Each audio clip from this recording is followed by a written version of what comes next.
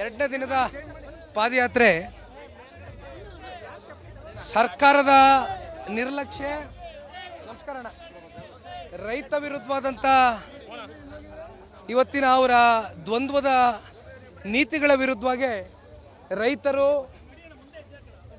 ಅವರ ಪಿತ್ರಾರ್ಜಿತ ಆಸ್ತಿಯನ್ನು ಉಳಿಸ್ಕೊಳ್ತಕ್ಕಂಥದ್ದಕ್ಕೆ 500 ದಿನಕ್ಕೂ ಹೆಚ್ಚು ಕಾಲ ಪ್ರತಿಭಟನಾ ಸ್ಥಳದಲ್ಲಿ ಇವತ್ತು ಹೋರಾಟವನ್ನು ಮಾಡ್ತಾ ಇದ್ದಾರೆ.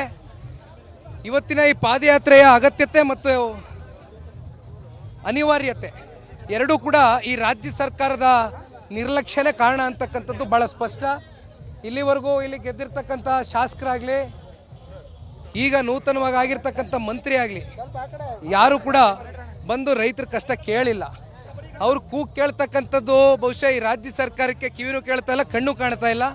ಹಾಗಾಗಿ ಇವತ್ತು ರೈತರ ಜೊತೆಯಲ್ಲಿ ರೈತರ ಭಾವನೆಗಳಿಗೆ ಬೆಲೆ ಕೊಟ್ಟು ಫ್ರೀಡಮ್ ಪಾರ್ಕ್ವರೆಗೂ ಶಾಂತಿಯುತವಾದಂಥ ಈ ಪಾದಯಾತ್ರೆಗೆ ಕರೆ ಕೊಟ್ಟಿದ್ದೇವೆ.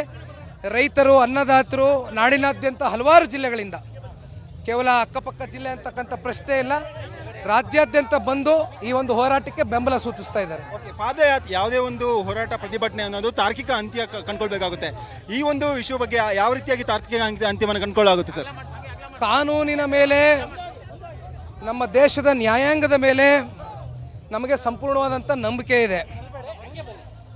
ಮೆರಿಟ್ ಮೇಲೆ ರೈತರಿಗೆ ಈ ಒಂದು ಪ್ರಾಜೆಕ್ಟ್ನ ಯಾವ ರೀತಿ ಮಾಡೋಕ್ಕೆ ಹೊರಟಿದ್ದಾರೆ, ಯಾವ ರೀತಿ ಕೂಡ ಆ್ಯಕ್ಟನ್ನು ತಗೊಬಂದರು, social impact survey, environmental impact ಸರ್ವೆನ ಬದಿಗಿಟ್ಟು ಕನ್ಸೆಂಟ್ನ ಪಡೆದಿರಾ, ಗ್ರಾಮ ಸಭೆಗಳನ್ನ ಮಾಡ್ದಿರಾ, ಪಬ್ಲಿಕ್ ನೋಟಿಫಿಕೇಷನ್ನ ಜಾರಿ ಮಾಡ್ದಿರಾ, ಯಾವ ರೀತಿ ಎಲ್ಲವನ್ನು ಉಲ್ಲಂಘನೆ ಮಾಡಿ ಬೈಪಾಸ್ ಮಾಡಿ ಹೊರಟಿದ್ದಾರೆ.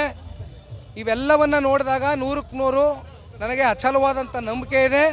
ನ್ಯಾಯಾಲಯ ಈ ಒಂದು ಪ್ರಾಜೆಕ್ಟ್ಗೆ ರೈತರ ಪರವಾದಕ್ಕೆ ಒಂದು ಸ್ಟೇಯನ್ನು ಕೊಡ್ತಾರೆ. ಒಂದು ಪ್ರಾರಂಭಿಕ ಹಂತದ ಒಂದು ಜಯ ರೈತರಿಗೆ ಅತಿ ಬೇಗ ಸಿಗುತ್ತೆ ಅನ್ನೋ ಒಂದು ನಂಬಿಕೆ ಇದೆ. ಥ್ಯಾಂಕ್ ಯು ಅಣ್ಣ, ಥ್ಯಾಂಕ್ ಯು. ಇದಿಷ್ಟು ನಿಖಿಲ್ ಕುಮಾರಸ್ವಾಮಿ ಅವರ ಮಾತಾಗಿರುವಂಥದ್ದು. ಕ್ಯಾಮರಾ ಪರ್ಸನ್ ನಾಗೇಶ್ ಜೊತೆ ನಾನು ಅಥರ್ವ ರಂಜನ್, PNS ನ್ಯೂಸ್ ಬೆಂಗಳೂರು.